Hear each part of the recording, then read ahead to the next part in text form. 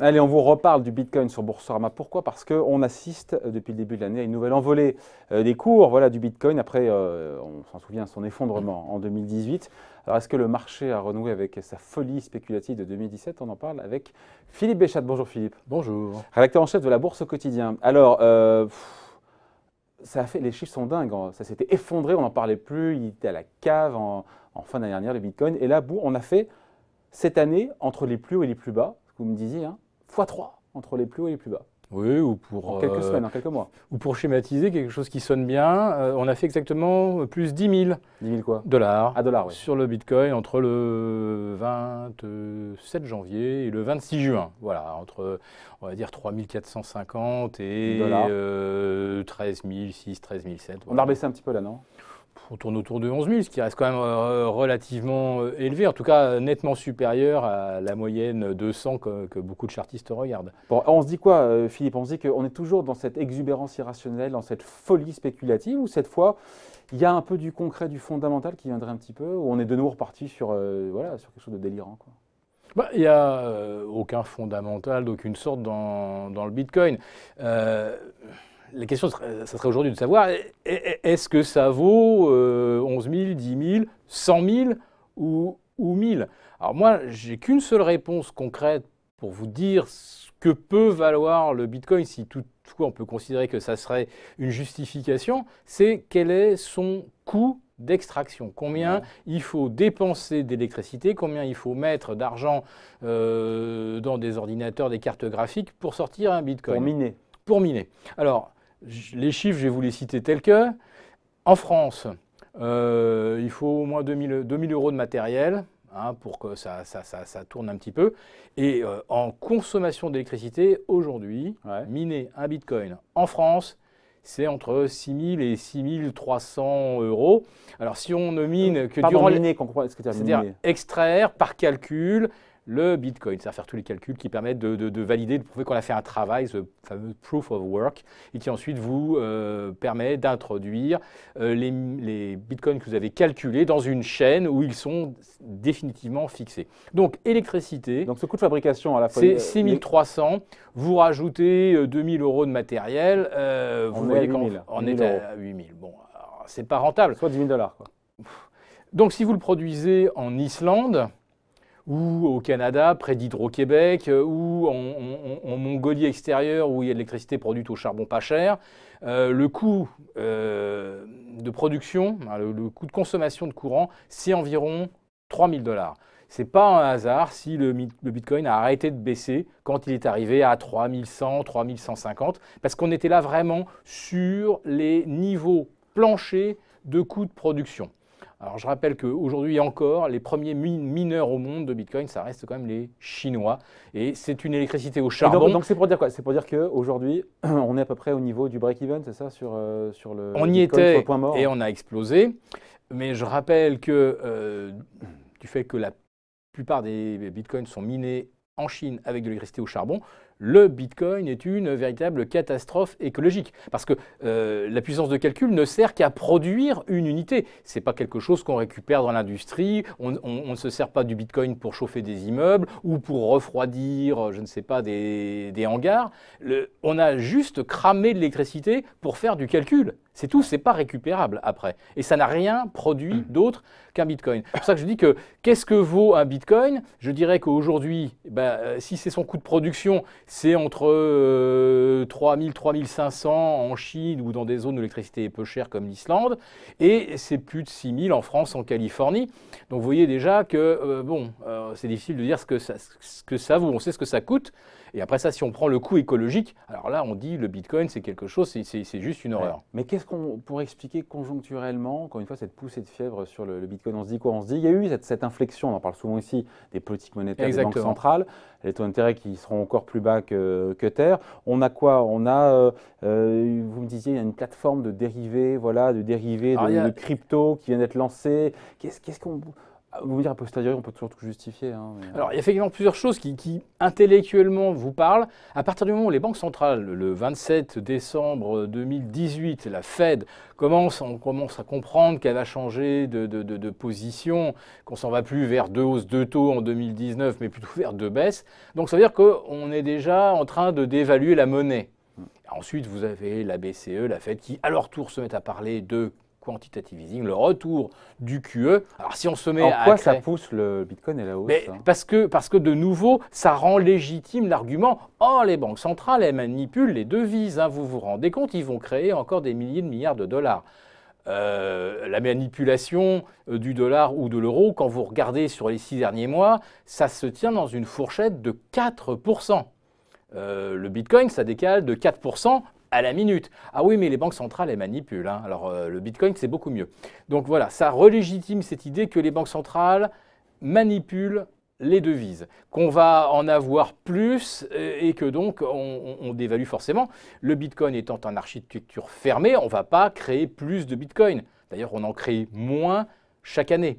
Hein, tous les 4 ans, on réduit, graduellement, tous les 4 ans, on réduit de moitié le nombre de bitcoins produits. Ah, il y a un effet rareté, vous vous rendez compte? Alors qu'on n'a pas ça sur le dollar et sur l'euro naturellement. On se dit quoi alors? On se dit que voilà, on est toujours dans cette. On a eu l'explosion du bitcoin, enfin on a eu la montée vertigineuse, on a eu l'explosion derrière. Et on est reparti dans une nouvelle forme de bulle. Parce que derrière, il y a eu quand même ça qui s'est passé des choses. Il y a eu le lancement du Libra, on en a parlé ici, la monnaie de Facebook, la crypto de Facebook. Voilà. Qui a quand même beaucoup plus d'avantages que le Bitcoin, c'est-à-dire que ça sera stabilisé par rapport à un panier de devises. Voilà, je cherche encore une fois à comprendre. Il y a des gus qui disent aujourd'hui le Bitcoin, ça va retourner à 100 000 $. Enfin, on entend tout n'importe quoi. Oui, vous avez effectivement Anthony Pompliano, Michael Novogratz, Quentin Beauchesne, ils vous disent aujourd'hui, ça peut aller à 100 000 $. Ce sont pas des crypto-fans, mais ce sont des gourous qui sont assez suivis. Mais il y a 6 mois, quand le Bitcoin était à 3005, je pense que ni M. Beauchesne ni M. Novogratz auraient convaincu qui que ce soit qu'un Bitcoin, si on l'achetait à 3005, on pouvait espérer le voir bientôt à 5000. Le Bitcoin, c'est un formidable révélateur de la psychologie. Quand ça vaut 3000, personne ne croit que ça peut aller à 5000. Une fois qu'on vient de passer de 3000 à 11 000, tout le monde, d'un seul coup, se met à croire que ça peut aller à 100 000. Voilà. Donc ça, c'est pour cette psychologie. Et est-ce que ça répond à la question, est-ce que c'est une bulle? On est dans une psychologie de bulle. Maintenant, il y a des éléments... On y est toujours. Et voilà. Alors, la Libra. Alors là, est-ce que c'est la poule qui a fait l'œuf ou l'inverse? Alors, il y en a qui disent « Ah, depuis qu'on a compris que Facebook réfléchissait à une nouvelle crypto, ça redonne d'un seul coup de l'intérêt, ça remet les projecteurs sur les cryptos. » Alors, ça peut être une explication. On se dit, voilà, si Facebook va en faire, c'est que les cryptos, c'est quelque chose de fantastique. En gommant les défauts du Bitcoin, encore une fois. Ah bah oui, puisque ça sera un stablecoin. Ouais. C'est une monnaie composite. Une monnaie stable. Voilà. Ça sera d'ailleurs une crypto-monnaie, crypto-dollar, quoi, d'ailleurs. Crypto-dollar. Enfin, si le panier est le reflet aujourd'hui de la pondération des devises dans le monde, on va aller dans quelque chose, effectivement, qui sera stable et effectivement. Oui, mais ça gomme le gros défaut, encore une fois, Bitcoin ne peut pas être une monnaie parce qu'une monnaie ne varie pas de 40% dans la journée. Eh bien, exactement. Mais par contre, pas d'attrait spéculatif. Par contre, l'attrait, c'est de pouvoir régler ses achats avec une appli qui est sur son smartphone. Avec une blockchain privée, pour le coup. Avec une blockchain privée. Alors maintenant, avec quel coût? Parce que moi, j'ai vu en Chine, on arrive dans une boulangerie, on a Alipay sur son smartphone, un petit QR code, bling, et on peut acheter le tout, un paquet de biscuits à 2,50 €, un café à emporter. Tout le monde paye avec Alipay. Ça, c'est un petit jeu de mots, hein. Alipay, All-I-Pay. Ouais. Et les États-Unis n'ont pas l'équivalent aujourd'hui. Ils pourraient l'avoir au travers la réponse de Facebook, c'est la réponse en fait à... Exactement, au travers de WhatsApp et même Twitter y réfléchit parce que là aussi, au travers de la plateforme Twitter, on pourrait très bien avoir une appli de paiement. La question de savoir, est-ce qu'elle sera rentable? Parce que Alipay, c'est très simple, il n'y a pas de gros frais derrière. Si vous avez vraiment une blockchain et que ça vérifie toutes les transactions par X points, donc à chaque fois, il faut faire tourner des ordinateurs qui consomment énormément d'électricité pour valider chaque transaction, est-ce que ces transactions ne vont pas sortir à un coût exorbitant, donc, enfin exorbitant, même si c'est un peu plus qu'un paiement carte bleue, à quelques centimes près, ça joue sur des petits montants. Bon, il nous reste 30 secondes juste. Donc, en gros, pour clore le sujet là, sur le Bitcoin, cette nouvelle flambée, c'est toujours le délire, quoi, finalement. Toujours dans cette exubération. Il y a l'aspect, d'un seul coup, il y a du buzz dessus. Alors, il y a du buzz, et puis il y a quand même des choses qui plaisent évidemment aux traders sur le Bitcoin. On sait que le Chicago Board of Exchange avait Lancer des futurs sur... Voilà, et puis vu que le Bitcoin s'était effondré, bah, ils ont arrêté d'émettre des futurs. Donc le truc est en train de s'assoupir doucement. Et puis là, d'un seul coup, il y a une nouvelle plateforme qui va émerger qui s'appelle le BAKKT, qui sera monté par l'ICE, hein, qui est aujourd'hui le propriétaire du New York Stock Exchange. Donc c'est aussi quelque chose de très très gros. Donc si on recrée des futurs sur le Bitcoin, ça redonne de l'intérêt. Voilà, ça redonne de l'intérêt parce que certains vont pouvoir le vendre à découvert, donc vont pouvoir spéculer à l'achat, etc., etc.